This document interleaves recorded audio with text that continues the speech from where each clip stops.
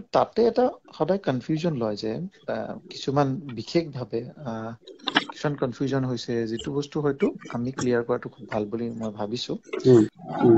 এতিয়া মই কৈছিলো যে আজিৰ কথা পাতি বস্তুখিনি আপোনালোকে চৰ্ট আউট কৰি লওক।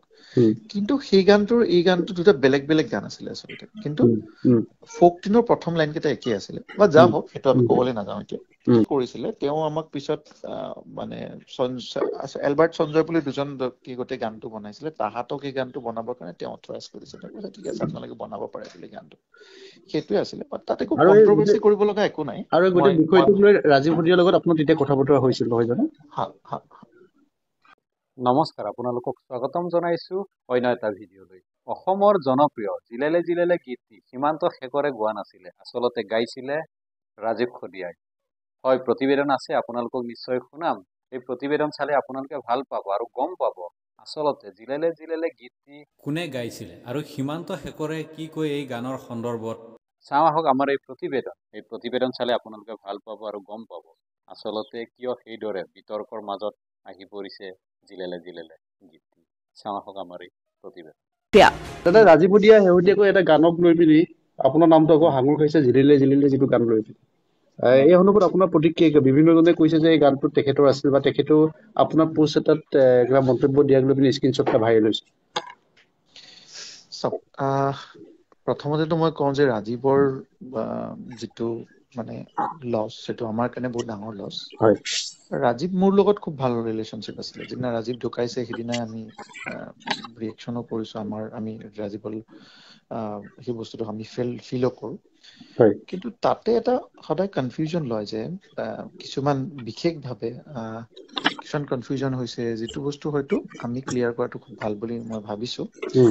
আচলতে যেতিয়া গান এটা বনোৱা হয়, সেই গানটো এজন কম্প'জাৰে বনায় আৰু এজন প্ৰডিউচাৰ থাকে গানৰ। এতিয়া ৰাজীৱৰ যিটো গান আছিলে, সেই গানটোৰ প্ৰডিউচাৰজন আছিলে তিনিচুকীয়াৰ। সেই গানটোৰ প্ৰথম শব্দকেইটা একেই আছিল, জিলিলে জিলিলে আছিলে। যাবগৈ লাগিব মই নগা পাহাৰলে বুলি আছিলে। তাৰপিছত এইটো আজি 15 বছৰ, কিমান আজি 12 বছৰ মান হৈ গ'ল জিলেলে গানটো। সেই গানটো ৰাজীৱে গাইছিলে গানটো ৰাজীৱে। প্ৰডিউচাৰজন আছিলে তিনিচুকীয়াৰ। আৰু কম্প'জটো হৈছে সেই গানটো আচলতে এটা ফোক টিউন। বিহু গানটো কেতিয়াও মানে এটা ফোক টিউনৰ পৰাই লোৱা হয়।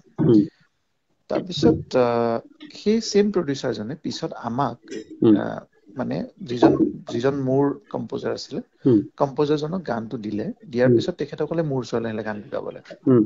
এতিয়া যেতিয়া মই গানটো গালো, গানটো গোৱাৰ পিছত অসমৰ ৰাইজে শুনিলে বা আদৰি ললে, তাৰপিছত ৰাজীৱৰ লগত আমাৰ কথাও হৈছিলে সেইটো সময়তে।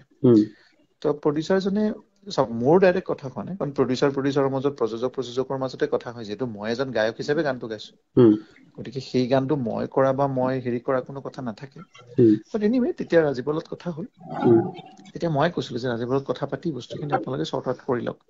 কিন্তু সেই গানটোৰ এই গানটো দুটা বেলেগ বেলেগ গান আছিলে আচলতে, কিন্তু ফোক টিনৰ প্ৰথম লাইন কেইটা একেই আছিলে বা যা হওক সেইটো আমি ক'বলৈ নাযাওঁ এতিয়া। দ্বিতীয়তে মই সেইকাৰণে সদায় এই গানটোত আমাৰ গান বুলি লিখো, মই কেতিয়াও মোৰ গান বুলি নিলিখো। আপোনালোকে কালি যিটো পোষ্ট দেখা পাইছিলে, পোষ্টটোত মই লিখি থৈ দিছো আমাৰ গান বুলি। মই কেতিয়াও কোৱা নাই যে এইটো মোৰ গান, যদি আপোনালোকে পোষ্টটোত ভালকে চাই। আৰু সেই বস্তুটো ৰাজীৱো লিখে। এইটো বস্তু পিছত যেতিয়া ৰাজীৱে লিখিলে, তেতিয়া মই ক'লো ৰাজীৱক যে মই আমাৰ গান বুলি লিখি থৈ দিছো এইটো। বা যিয়ে নহওক, সেই বস্তুটোত আমি সেইটো আমি ক'ব লাগিব।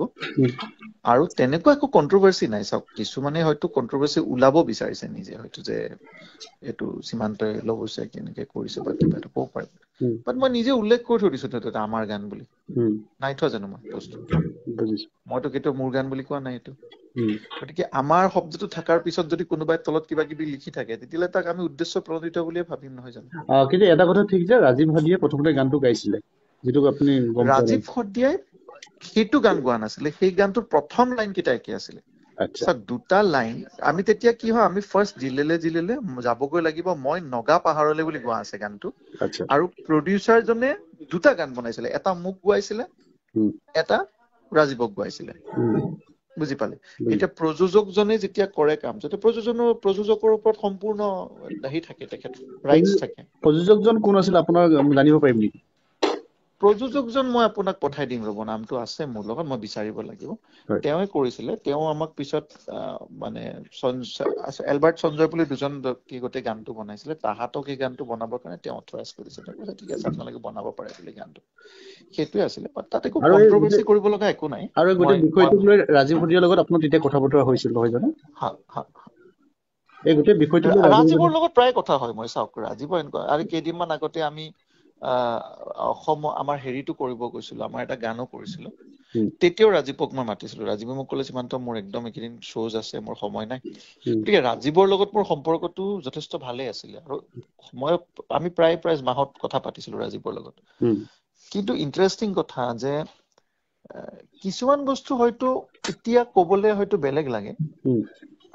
মই ভাবো যে ৰাজীৱৰ যিটো লছ, সেই লছটো এজন শিল্পীৰ লছ হিচাপে ৰাখিব লাগে।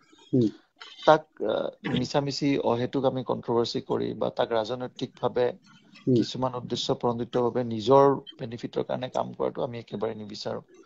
আমি বিচাৰো ৰাজীৱ এজন সঁচা শিল্পী হৈ লওক, তেওঁক সেই সন্মানখিনি আমি মনৰ পৰা দিওঁ প্ৰতিজনে। আৰু ৰাজীৱে বহুত বস্তু এনেকুৱা কৈছে যি বস্তুবিলাকে আমাক সকলোকে এক কৰি ৰখাৰ কাৰণে কিছুমান গান কৰিছে। ইতিমধ্যে ৰাজীৱে কেতিয়াও কোনো ধৰণৰ কাৰো বিৰোধী মন্তব্য আজিলৈকে কৰা নাছিলে। তেনে ক্ষেত্ৰত ৰাজীৱৰ লগত বেলেগ কোনোবা শিল্পীয়ে হওক বা বেলেগ কোনোবা এজন শিল্পী হওক, তেখেতক সাঙুৰি ৰাজীৱৰ লগত এতিয়া ৰাজীৱ যোৱাৰ পিছত আমি যদি তেখেতক অনাহেক কন্ট্ৰভাৰ্চি কৰি সেই বস্তুবিলাক কৰি আমি যদি কৰো, সেই বস্তুটো আচলতে উচিত নহয়। এইখিনি সময়ত পৰিয়ালটোক আমি আমাৰ সমবেদনা দিয়াৰ লগতে এক্টিভলি আমি কিছুমান কৰিব লাগে, কাম কৰি, য'ত চৰকাৰে যথেষ্টখিনি কৰিছে। কিন্তু সেই ক্ষেত্ৰত এটা বস্তু দেখা পাইছো যে এইখিনি সময়ত অনাহক কিছুমান কন্ট্ৰভাৰ্চি ক্ৰিয়েট কৰি তেখেতৰ পৰিয়ালটোক কোনোবা ফালৰ পৰা আঘাত দিছে নেকি, সেইটো আমি চিন্তা কৰিব লাগিব। কৰিব গৈছিলো, আমাৰ এটা গানো কৰিছিলো, তেতিয়াও ৰাজীৱক মই মাতিছিলো। ৰাজীৱে মোক ক'লে সীমান্ত মোৰ একদম এইকেইদিন শ্ব'জ আছে, মোৰ সময় নাই। গতিকে ৰাজীৱৰ লগত মোৰ সম্পৰ্কটো যথেষ্ট ভালেই আছিলে, আৰু আমি প্ৰায় মাহত কথা পাতিছিলো ৰাজীৱৰ লগত। কিন্তু ইণ্টাৰেষ্টিং কথা যে কিছুমান বস্তু হয়তো এতিয়া কবলৈ হয়তো বেলেগ লাগে। মই ভাবো যে ৰাজীৱৰ যিটো লছ, সেই লছটো এজন শিল্পীৰ লছ হিচাপে ৰাখিব লাগে। তাক মিছামিছি অহেতুক আমি কন্ট্ৰভাৰ্চি কৰি বা তাক ৰাজনৈতিকভাৱে কিছুমান উদ্দেশ্য প্ৰণোদিতভাৱে নিজৰ বেনিফিটৰ কাৰণে কাম কৰাটো আমি একেবাৰে নিবিচাৰো। আমি বিচাৰো ৰাজীৱ এজন সঁচা শিল্পী হৈ লওক, তেওঁক সেই সন্মানখিনি আমি মনৰ পৰা দিওঁ প্ৰতিজনে। আৰু ৰাজীৱে বহুত বস্তু এনেকুৱা কৈছে যি বস্তুবিলাকে আমাক সকলোকে এক কৰি ৰখাৰ কাৰণে কিছুমান গান কৰিছে। ইতিমধ্যে ৰাজীৱে কেতিয়াও কোনো ধৰণৰ কাৰো বিৰোধী মন্তব্য আজিলৈকে কৰা নাছিলে। তেনে ক্ষেত্ৰত ৰাজীৱৰ লগত বেলেগ কোনোবা শিল্পীয়ে হওক বা বেলেগ কোনোবা এজন শিল্পী হওক, তেখেতক সাঙুৰি ৰাজীৱৰ লগত এতিয়া ৰাজীৱ যোৱাৰ পিছত আমি যদি তেখেতক অনাহেক কন্ট্ৰভাৰ্চি কৰি সেই বস্তুবিলাক কৰি আমি যদি কৰো, সেই বস্তুটো আচলতে উচিত নহয়। এইখিনি সময়ত পৰিয়ালটোক আমি আমাৰ সমবেদনা দিয়াৰ লগতে এক্টিভলি আমি কিছুমান কৰিব লাগে, কাম কৰি, য'ত চৰকাৰে যথেষ্টখিনি কৰিছে। কিন্তু সেই ক্ষেত্ৰত এটা বস্তু দেখা পাইছো যে এইখিনি সময়ত অনাহক কিছুমান কন্ট্ৰভাৰ্চি ক্ৰিয়েট কৰি তেখেতৰ পৰিয়ালটোক কোনোবা ফালৰ পৰা আঘাত দিছে নেকি, সেইটো আমি চিন্তা কৰিব লাগিব। আজিৰ খবৰ ইমানেই। ভিডিঅ'টো ভাল লাগিলে লাইক কৰক, শ্বেয়াৰ কৰক আৰু চেনেলটো ছাবস্ক্ৰাইব কৰিবলৈ নাপাহৰিব। ধন্যবাদ।